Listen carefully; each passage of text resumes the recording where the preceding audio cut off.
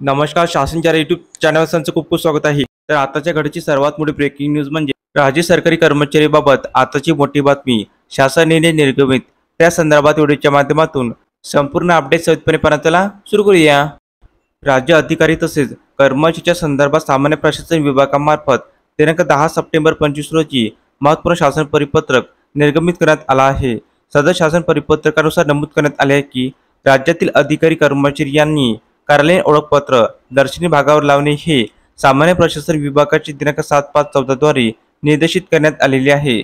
सदरच्या सूचनाचा पुनर्विचार दिनांक 10/10/23 रोजीच्या परिपत्रकानुसार करण्यात आला आहे.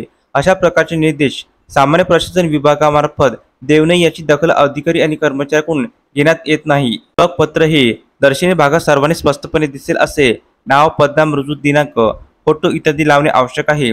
परंतु ओळखपत्र ही दर्शनी भागात लावले जात नसल्याची तक्रार येत असल्याने प्रशासनाने पुढील प्रमाणे सूचना दिल्या आहे.